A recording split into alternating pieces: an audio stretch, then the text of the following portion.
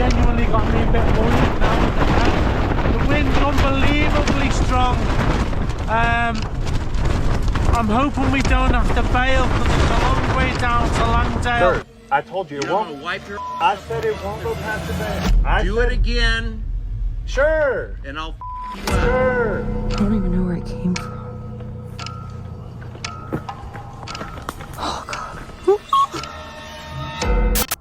Jordan and Lise live life on the road, embracing nature, traveling in their van, and chasing adventure wherever it leads them. But with the beauty of van life also comes moments of sheer horror. And during one trip in Utah, they had a terrifying encounter that could have ended much worse. They had been camped out for 5 peaceful days, enjoying the isolation of the land. Another camper had set up nearby, and at first, there was nothing unusual. But one day, the man suddenly approached them, angry, aggressive, and ready for confrontation. This weekend, we are headed to Bryce Canyon. Do you want to say what happened last night? So do we have an interesting story for you? We were at our camp. We've been there for the past 5 days, and I haven't flown my drone at all, right? There's this guy that pulled in probably 4 days prior, and he's been parked there all week. Everything was cool, kosher. I got my drone out. I started filming the mountains. I'll show you some of that drone footage after this. And he comes over highly upset, saying that we were flying the drone over his campsite, which, keep in mind, guys, this is public land. He came in hot too. He wasn't just like, "Oh, do you mind like not flying your drone? I don't like that." He was like, yeah, cursing and like. Yeah, he didn't ask nicely. Honestly, I probably would have reacted different or responded differently if he would have came over and said, "Hey, you know, I understand you're flying your drone. Could you just not fly over the campsite?" That's not how he came in. He came in hot. He came in aggressive. Hello. Hey, is that your drone? It is. Sitting right over my camp? Oh. It's over here. I see it's over there. A minute ago, it was over my camp. It literally hasn't gone past my head. Bullshit. It literally hasn't. Bullshit. I can show you my videos. Listen, that's Sir. where I'm staying. Don't fly your drone over You my think I camp. care about your camp more than these mountains? You want me to kick your Is that it? Is that the best result? Is that the way you want to go? I mean, I'll go that way. I don't bro, have a no problem one's with it. trying to We'll look put the into your drone away. camp. We'll put the drone away. I'm just trying to get these mountains. That's the answer. The couple had been flying their drone when the man stormed over, accusing them of flying it over his camp. Jordan and Lisa calmly explained they hadn't, but he wasn't having it. His tone grew hostile, his words sharper, and at one point he even threatened them, saying he was going to take them down. You put the drone over my camper, I'm gonna kick your That's fine. Look, the drone will not go beyond this fan. It has not a minute ago. Well, if it did, I apologize. But You off, I'm gonna kick your so you get it Okay. over there again. yeah, You understand? sure. I Good. understand. You have the right answer. Sorry about that. We'll put the. I'm not He's just putting- trying to get the mountain. I'm just trying to get the mountains. I have nothing The to do with mountain's this. over there. Yes, look, You just had it over my camp. because I'm shooting going towards the mountain. I don't care what you're shooting. Going towards the mountain. We'll put Don't it put the drone over my camp. You understand? We won't put the drone over your. Just stop talking Do to you him. Stop understand? talking to him. Sir, I told you You're it not won't. gonna wipe your I up said it off won't there, go sir. past the van. Do it again, Sure. and I'll you up. Sure. It You won't wanna go do the past. mountain? Do the mountain. It won't go past the van. I already said that. Good answer. I said that before. Dude, I'll shoot the drone out of the air and I'll kick the out of Sure. your ass. Sure. I won't bring it towards your van. Good idea. We're done. That's enough. I won't fly it near your RV, like I said before. You- Okay? Deal? Is this your place? Yes. Okay, good to know. Do something. Babe, stop. Don't About say good what? to know. Don't listen. If Please stop. Please stop. if you're gonna threaten me, just Please like stop. I wouldn't threaten you, what do you expect? Is this your place? No. I didn't say that to you. Say what? Is this your place? Good to know. Yes. What does that mean? It means you're flying the drone over my place and you're telling me this is your place. Dude, this isn't my place. I'm just on public land trying to get video of him out. ready to take you down, dude. Dude, Just stop. You should please. be careful. listen. Okay. Hold on. Let's just start over. I'm gonna Let's get your just start license over. plate. You Let's- don't know who the I am. That's fine. Let's start over. No, I ain't starting over. Keep your drone off the That's- top of my place. that's fine. It. Okay. You've been here for a while since I've been there. I have. No problem. Your Sure. drone just flew over my place. And I Keep the apologize. And That's all you had and to answer, dude. Well, because I didn't fly it over your RV, but I apologize if it went over it. My apologies. It won't go further than Don't the tell fan. me It won't go further what than... I've seen Okay. like I'm making it up. I apologize. It will not go near your RV. The tension was thick, neither side backing down, until finally the man stormed off, leaving his camp behind. But instead of relief, Jordan and Lise felt dread. Why did he leave his camp like that? Was he going to get something to hurt them? They didn't wait to find out. They packed up quickly and drove off, not willing to risk what might come next.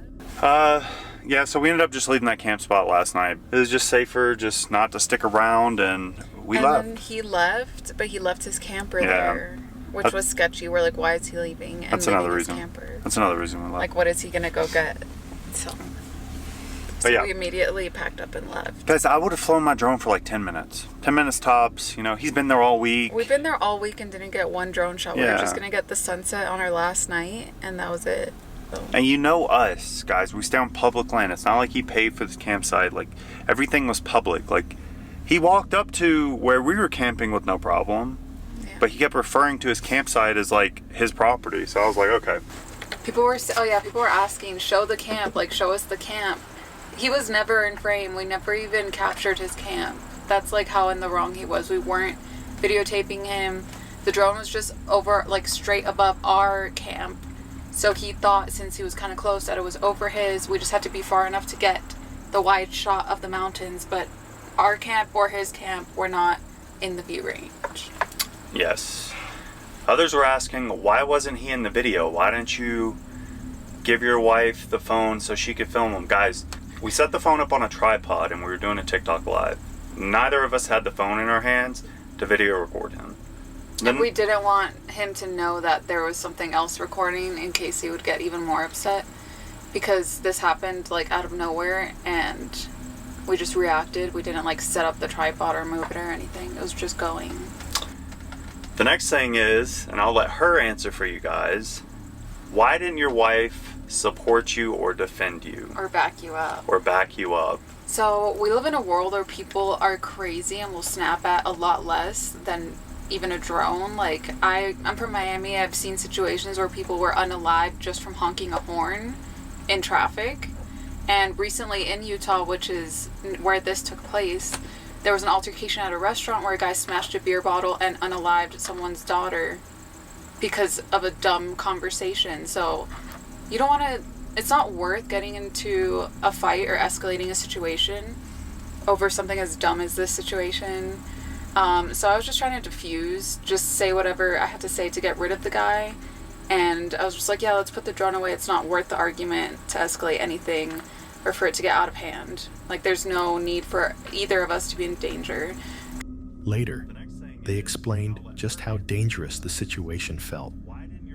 Being confronted aggressively in the middle of nowhere is terrifying, because in such isolation, things can go from bad to deadly very quickly. Dee, from Dee's Dark Adventures, is an experienced outdoors woman, often venturing into creepy locations to camp and explore. But this trip, recorded in April 2025, would become one of her most terrifying experiences yet. She returned to a haunted forest she had explored before, arriving around 8:30 p.m. The trail was dark, the tall trees looming around her, and only the faint glow of sunset and her flashlight lit the path. Alright, so any screams coming from this direction is a bunch of people camping in a pavilion, I think. I don't have much power on all my... Yeah, the water went way down. I don't have a lot of power on my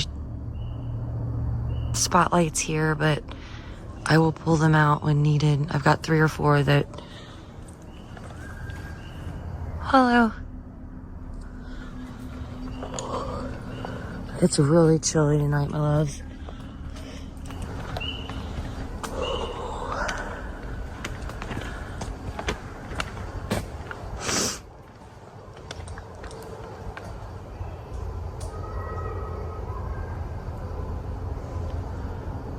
Something just got all this broke down.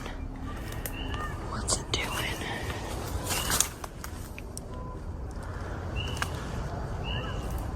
I'll go in there. Great, I just broke the light.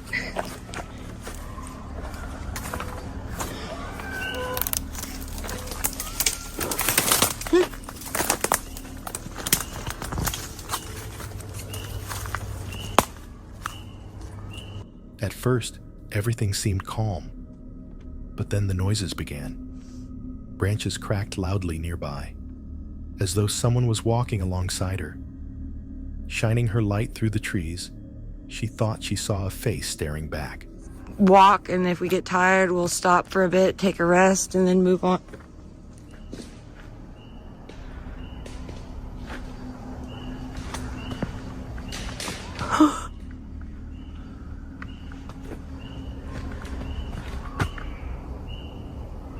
I don't see anything.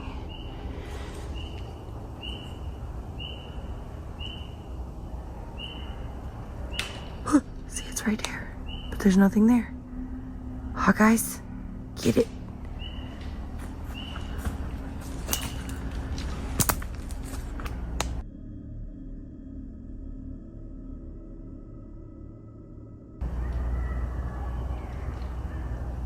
What is that? Dude. Hello. Where are you going? There went an orb. That looked like a DM for a second. Now it's all weird and different. What is that?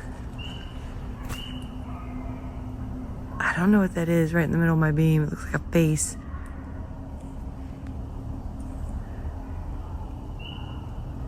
Gone is the face. Oh man.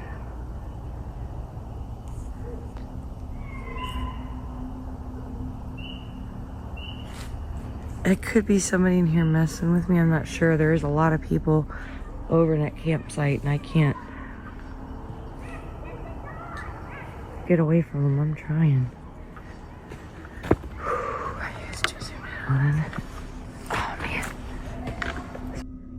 Heart pounding, Dee pressed on, but the sounds only followed her deeper into the forest. Then, her flashlight caught something chilling. Oh, okay. Phew, all my lights doing. Yeah, look at that. Look at that. I turned around because I heard a noise. But then I saw.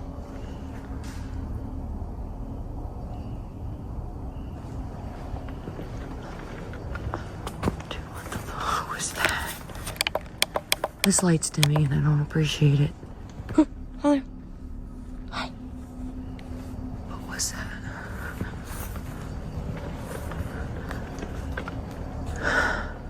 I don't even know where it came from. Oh God. A tall, dark figure moving between the trees. It wasn't an animal. Dee froze, listening as the rustling continued around her.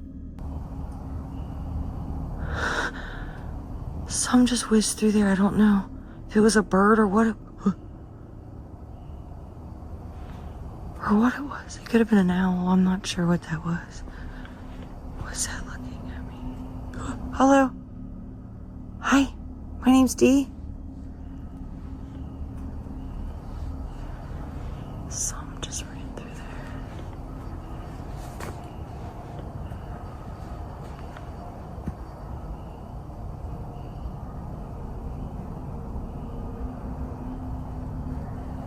Some's grinding its teeth.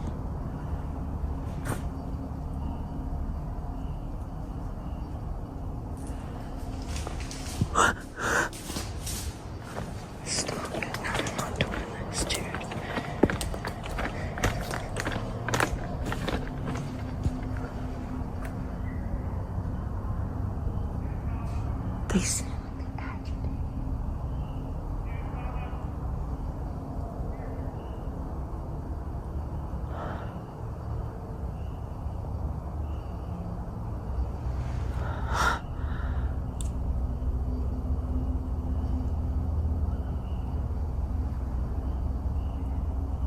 Everything is moving around me, dude. I don't like it. The noises grew louder, closing in. Then came the sound that nearly broke her nerve. What seemed like a gunshot echoed through the forest, followed by a desperate voice crying out for help.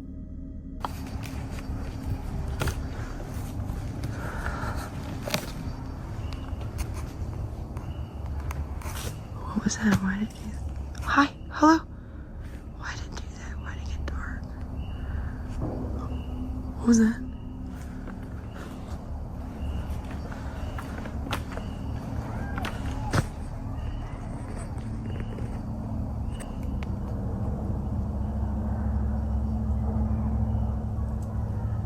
What the fuck? No, dude. It's too pixelated. What is that?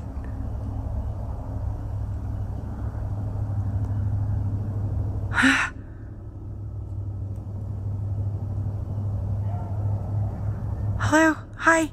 My name's Dee.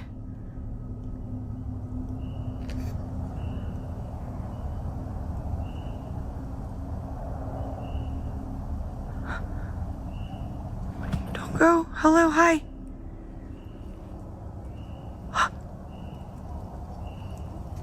Why is everything moving? Before she could react, two glowing eyes appeared ahead, locked on her. The forest fell silent, completely still. No animals, no wind, just silence. Then came more voices, again calling for help. Moments later, the eyes vanished into nothing.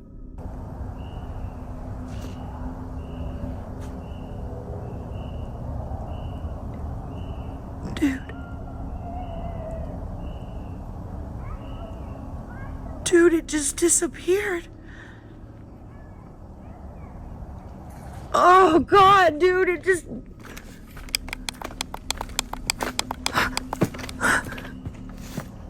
Dude, it just like vanished. What the hell was that? There's nothing there. I saw, okay, I'm not... Dude, I saw eyes, and then look. Fully charged. Oh God, I saw eyes.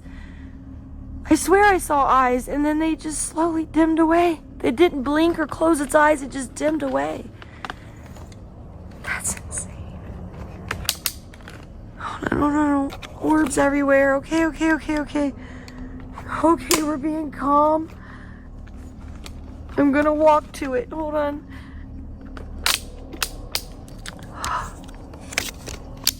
I kept hearing something behind me, but I wasn't too sure what it was.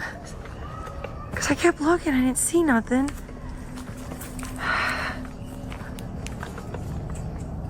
There's nothing there. It was right there. Hello? Fear consumed her, but Dee forced herself to keep moving. The calm didn't last long. Loud banging sounds echoed through the woods, and the temperature suddenly dropped, an icy chill wrapping around her. She couldn't take any more. There goes the dang ducks again. Every time those geese go off, something happens. Psst. Oh.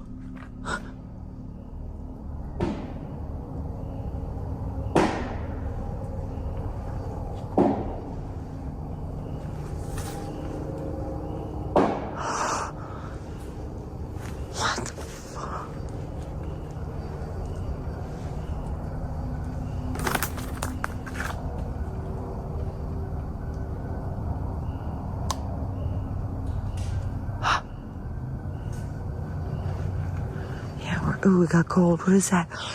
It got really cold. I don't like it. We're going. Guys, it might be a short video, but I'm so anxious, guys. It's so dark, and I'm really tired of being alone. Dee turned back, but footsteps and rustling followed her all the way out. When she finally escaped the forest, one thing was certain. Whatever had stalked her that night was not human. And Dee knew she would never forget the feeling of those glowing eyes watching her from the darkness. Keith is no stranger to the outdoors. With his loyal dog Cora by his side, he spends his free time hiking, camping, and embracing nature. But on one stormy trip to the Lake District, what was supposed to be a simple adventure turned into a terrifying fight against the elements.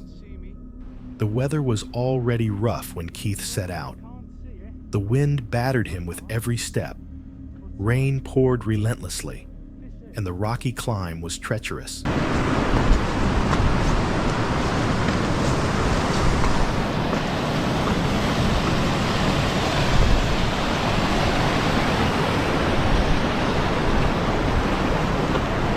Well, you probably can't see it, because I can't, but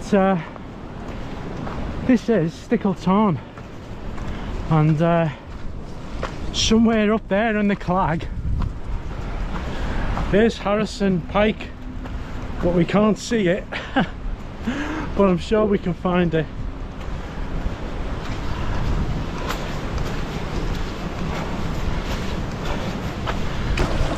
Slipped on the path because it's a bit like a stream, and landed on my knee. It's absolutely knocked me sick. It's hurt that much, so I'm just gonna sit for a minute and see how it is. Don't know how it is. Back up and moving again. Well, that really hurt. That I just slipped backwards, so I threw myself forwards and whacked my knee on a piece of rock, but it seems okay.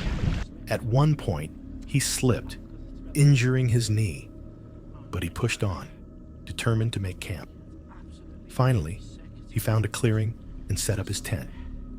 He and Cora huddled inside, sharing food and trying to relax, but the wind only grew worse. It's getting late now, and I've been walking for quite some time trying to find a pitch, and I think this looks out over the over the tarn, but you can't see it. But I think this is possibly as good as I'll get, and it ain't flat. And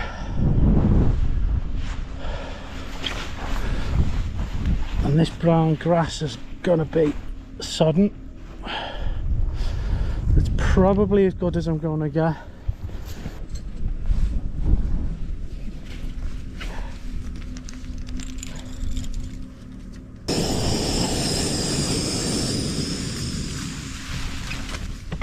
Right, I'm gonna let my meal soak now, and I'm gonna have a little nip of vanilla flavoured vodka, so we'll see what that's like. Only a little bit though, given the weather, because I don't know if I might have to bail. The wind's really strong at the moment, and if it gets any worse, then I'll, you know, hopefully be alright. It's a good 4-season tent, but you never know. It's a tent, it's not a brick house, so we'll see how it goes.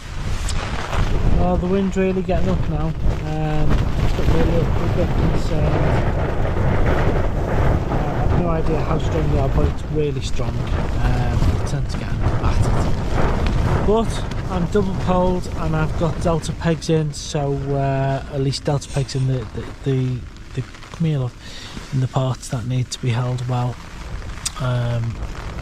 So hopefully it'll hold up well through the night. So I've just put my little wind meter out. I don't know if it's showing, but there you go. It's showing at the highest with the gusts 70 mile an hour. But the tent, as I say, the double poles, it seems okay. But I'm certainly aware that we might have to bail if it gets any worse. Don't want to, we're quite high up, and it's a long way down. see how the night takes us anyway. But for now, oh, jeez. Gusts slammed against the tent, shaking it violently. Keith checked his wind meter. It was reading 70 miles per hour. His shelter was barely holding together.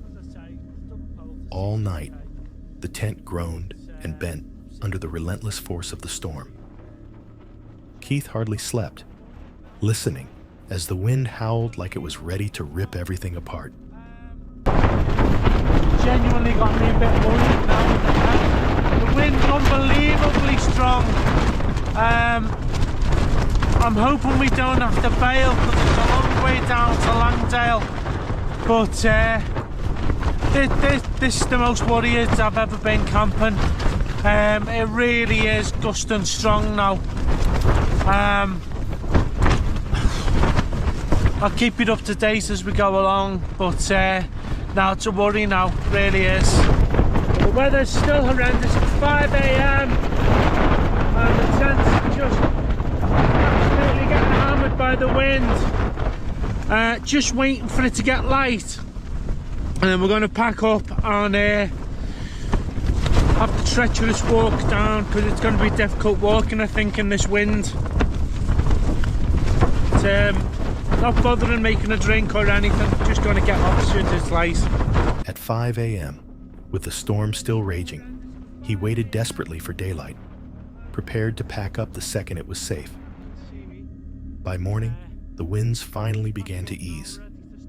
Keith and Cora made their way down the mountain, shaken but unharmed. But the thought haunted him.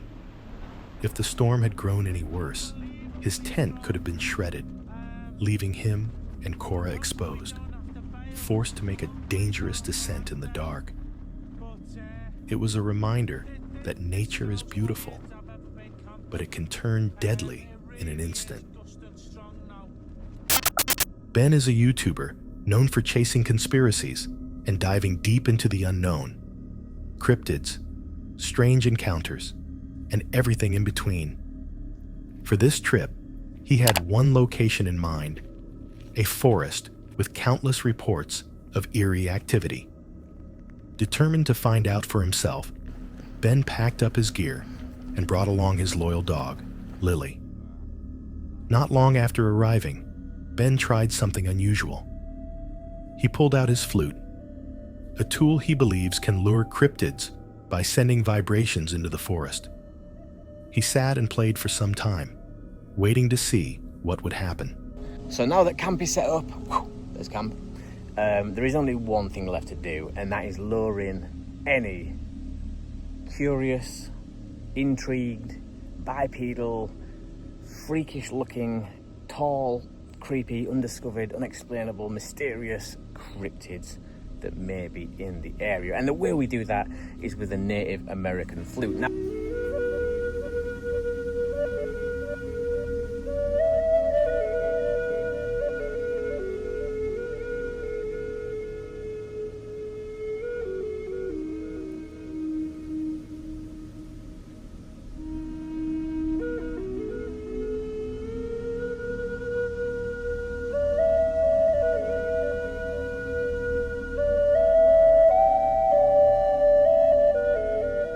Afterward, he sat in his hammock before heading out for a short hike. As he walked, Ben recalled recent reports of strange sightings in the UK. With wildfires destroying habitats, some locals claimed they had seen creatures walking upright on two legs. I've had a lot of really strange reports coming in. Really strange reports, in fact. And the weird thing about these reports is that they coincide with the wildfires that we're experiencing here in the UK. So up on the North Yorkshire moors, obviously it's moorland, and there is a lot of wild grass and heather. And during the summer months, when all that is really dry, it just takes one individual to drive through, toss a glass bottle out of their car, and then along comes a sunny day, and the sun's rays hit this glass bottle at the right angle, and whoosh, it all goes up into a blaze.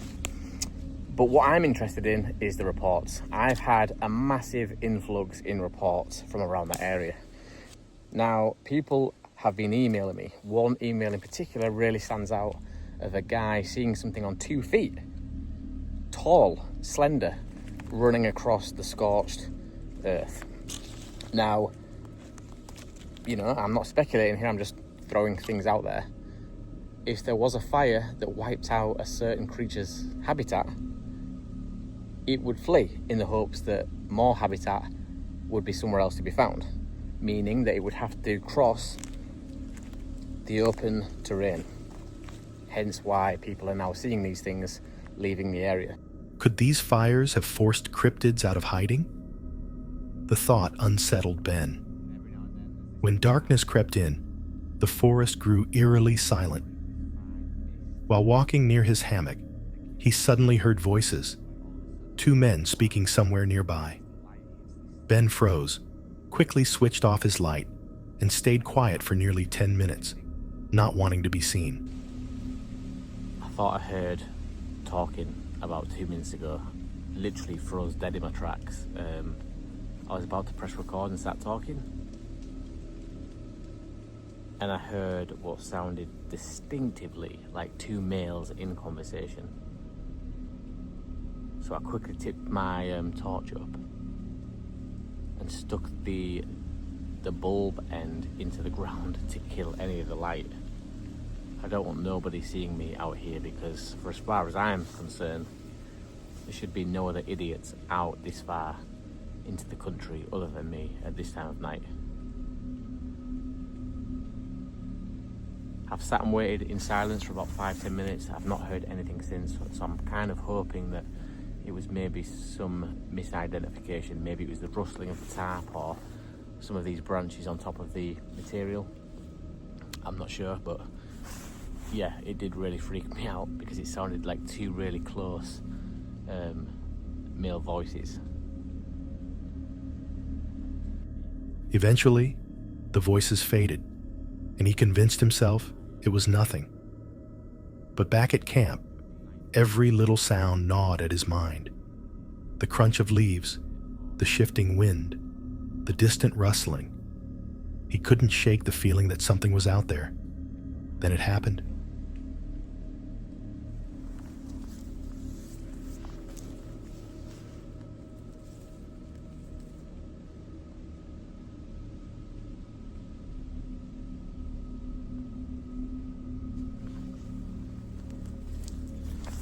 There's something definitely walking around out there. I don't know what it is though.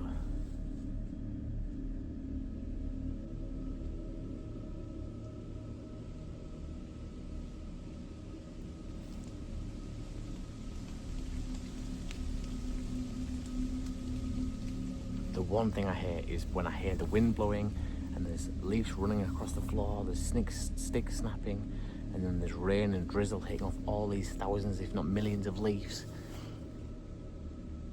It's difficult to zone in to anything beyond that noise, and that makes you feel very, very vulnerable, because if something is walking out or walking around out there, if something is trying to creep closer, all those different sounds camouflage that movement, camouflage that whatever it is.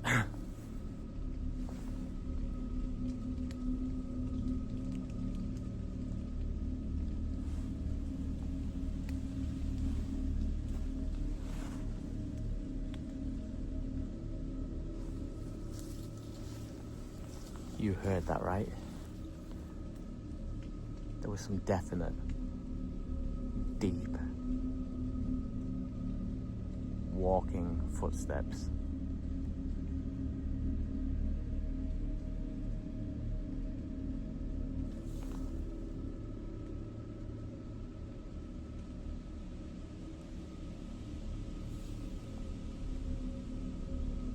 Heavy footsteps began circling his camp. Ben froze. Slowly, he scanned the trees, but he couldn't see anything. Still, he knew something was there. Trying to keep calm, Ben took another short hike, hoping to shake the tension. But the feeling of being watched never left. I just went for a little walk, only about 10-15 meters away from the camp. but it felt like something was matching my footsteps. Now, I'm not saying that this is something weird, I'm not, please don't think that. I'm just documenting what I'm feeling and what I've experienced. If it's a deer, it's the bravest deer I've ever seen out in the wild. Because it wasn't trying to get away from me.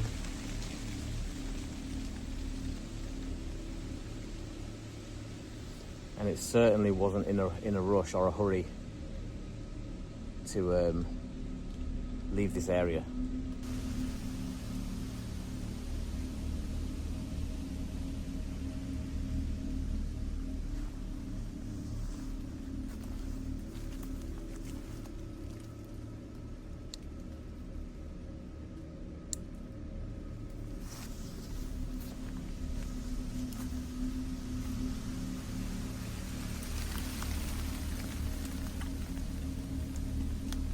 The air grew heavy, and every instinct told him he wasn't alone. When he finally returned to his hammock, he lay wide awake, torch in hand, scanning the darkness. Sleep was impossible. By morning, exhausted and uneasy, Ben packed up. While sipping coffee and looking back on the night, he replayed the sounds in his mind. The voices, the footsteps, the oppressive silence. Was it just wild animals? Or had something far more mysterious been stalking him? One thing was certain. This was a night Ben would never forget. Tom, from the channel Haunted Finders, is no stranger to paranormal investigations. Often joined by his friend, he's explored some of the darkest, creepiest places. But in this video, he decided to take on something alone. A location with a terrifying reputation. Hidden deep in the Nottingham countryside lies George's Lane, a road drivers avoid after reports of a dark figure lurking in the woods. George's Lane, a place so haunted that even taxi drivers refuse to drive down it at night. Locals say that if you walk here alone, you're never really alone. For almost a century, people have reported the same terrifying figure. A tall, shadowy man dressed in black with a wide-brimmed hat, seen silently watching from the side of the road. Some say he reaches out as if trying to draw you closer. But the most chilling stories come from those of taxi drivers. Driving alone at night, they suddenly become aware of a presence. A figure that wasn't there before, silently seated in the back seat. The Hat Man. He doesn't speak, he doesn't move, he just watches, while the driver freezes in fear, and then without warning, just disappears. Many people describe glancing up at their mirror and seeing his shadowy form sitting behind them. And then when they turn to look, the seat is empty. Tom, having grown up nearby, already had a personal connection to the area, and even a chilling encounter here before. But curiosity got the better of him, and he was determined to face the lane again. Now, I've actually had a crazy personal experience here one night after filming, and I spent 18 years of my life living in the village below this road. I grew up from a young age hearing of the stories and the crazy paranormal sightings, because these go right back to the 1930s, which is insane. It's nearly 100 years of ghost sightings on this road. And basically, David obviously lived in the village as well. He spent a similar amount of time as me actually in the village itself. My mum lived here for 30 years plus. So one night me and David had actually been filming, and I dropped him off at home, and I lived in, at the time, the town over the hill. And I travelled up this road, I think it was around 1:15 in the morning, something like that. Absolutely nobody around, pitch black. I was driving up thinking nothing of it, driving home, and then I suddenly got these weird like shivers and goosebumps, where I just felt like, you know when you have that knowing that there's something there, there's something behind me. And I was literally frozen with my eyes facing forward on the road. And I remember just this overwhelming sense of fear. And then I heard what sounded like somebody breathing in my back seat. And honestly, I can't explain how terrified I was in the moment. And then I just glanced like to the side in my mirror, and you could see from the moonlight, I could just see out of my back window, and in front of the window you could see so clearly like the silhouette or a shadow of somebody in the center of my back seat. As he drove slowly down the road, memories of his past encounter came flooding back. Parking up, he pulled out his EVP recorder and began asking questions, hoping for answers. When he played it back, the responses were unsettling. I want you to try and talk to me in this device in my hand here. I want you to come and sit in the car with me so we can have a conversation. I'd love to know who you are and why people are seeing you here on the road. I'm on my own. It's just me. I'll tell you what.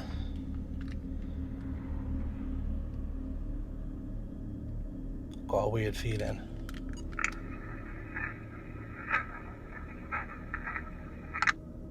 What's that?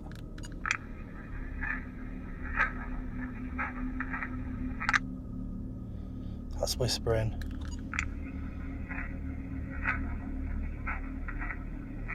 Can you hear me? Can you hear me? Listen again, I'll enhance this for you guys as well.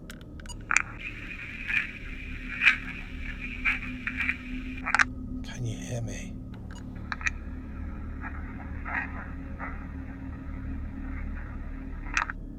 What?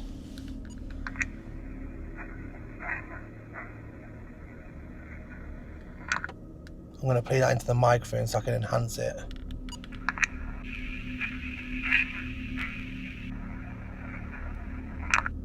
What does that say? Something out there was communicating. The longer he stayed, the heavier the atmosphere became. The back of his car suddenly grew ice cold, the exact same sensation he had felt years earlier. Was something with him, watching from the shadows? Oh. Oh my days, it's freezing. Oh my days, that's freezing. Oh, whoa, wait. Because I've just got the shivers. That's that same cold that I felt before, right as I've just reached out. Honestly, it is freezing. It is freezing in the back seat. It's so cold. Refusing to back down, Tom pushed further and began a spirit box session outside his car. Distorted voices came through, warnings, demands to leave.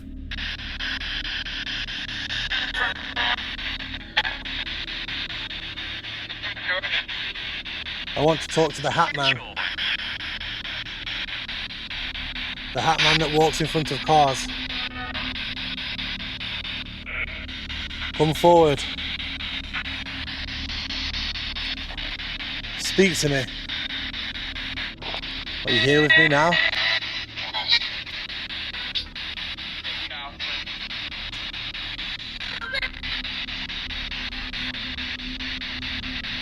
Why'd you scare people on the road?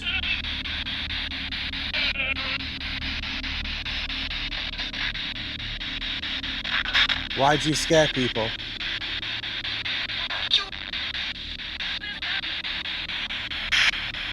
Do you enjoy scaring people?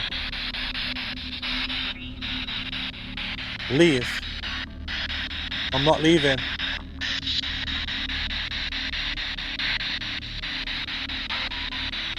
I feel like I'm being watched. Are you watching me right now?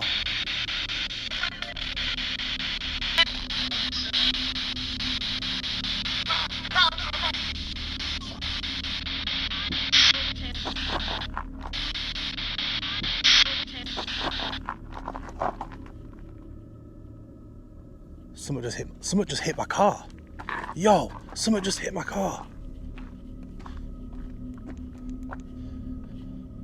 Something just hit the car. Can you do that again? The unease grew stronger. Then, something slammed against his car. Startled, Tom tried provoking whatever was out there, daring it to do it again. That's when footsteps echoed from the trees.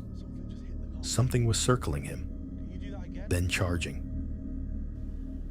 Come on, do something. Scare me if you're here. Show yourself. Yo.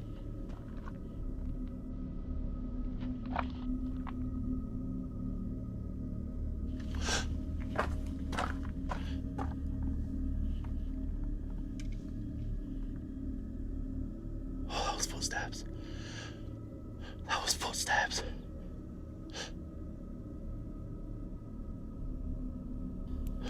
That something's watching me. I've got really bad goosebumps. And I keep hearing something moving and walking.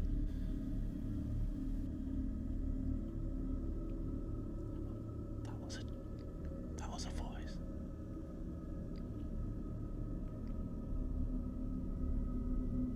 That was a voice.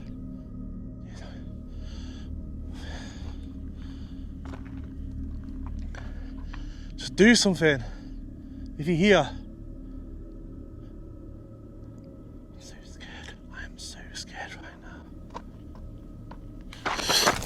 Right now. Oh!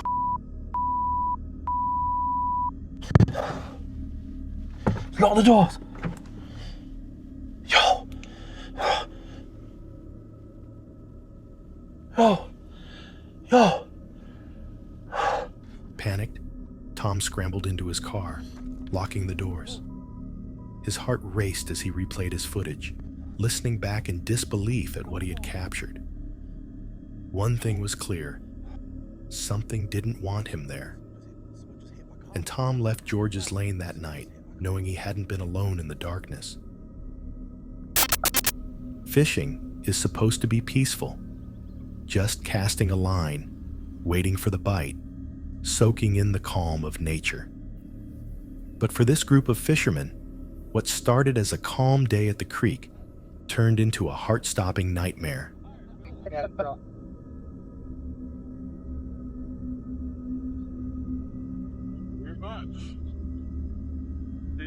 Well, ladies and gentlemen, we finally found Rackley. He was so kind as to come very far back in this creek and pick us up in the middle of, I don't even know where. Yeah, I came up to the highway to get you guys, but it was strategic. I thought that the white bass might be running up here. I saw some at the base of the river, but they're not all the way up here yet, so we're gonna run back down. Okay. Try to find the fish, and then, yeah, we're gonna see where this journey takes us. As you can see, it's quite a zoo up here. Yeah. Odd action. Do we have the white bass? Are they running? Or is it the crappies? It is the white bass. Might be making a move. Mid-river. Got him on a little crappie jig. They had hiked to their spot, loaded their gear onto a small boat, and drifted down the water, catching fish after fish and enjoying the stillness. But their peace was shattered when the sound of gunshots suddenly rang out. Oh yeah. Oh, that tree right there. It's coming. Taking fire, Phil. Phil. Shit, bro. That hit the tree like 10 yards away from us, dude. It was right up there. We're Taking fire. we're literally taking fire. We were kind of joking a minute ago. There's some 22 fire back here. This has happened to me once before Yeah. while fishing, and it's not fun. No, it's like literally that. Yeah, no, not good. So there's somebody firing a 22 back there, and a bullet. I heard the first one hit a tree over here, and the second one came across over us. You hear a pew. At first, they weren't sure what they were hearing. But then the bullets grew louder, closer, until one struck a tree nearby. Immediately, panic set in. The men dove for cover, ducking down as shots cracked through the air. They shouted out, trying to let whoever was firing know they were just fishing. And after what felt like forever, the shots stopped. Hey, we're back here! Hey, hit the horn on the boat. I do not like this. They don't like us. No, We're back here trying to fish, man! That was the closest I've ever had a bullet come to me before. It wasn't that close, but it was probably half a football field. Slowly, the group calmed themselves, returning to their lines as if nothing had happened. But the fear lingered. One stray bullet could have ended their lives in an instant. The question remains, who was firing random shots so close to them and why? A chilling reminder that sometimes danger comes when you least expect it. Whether it's footsteps circling your tent, shadowy figures in the trees, or storms threatening to tear everything apart, the forest holds secrets that are better left undisturbed. If you enjoyed this video, don't forget to like and subscribe for more chilling encounters.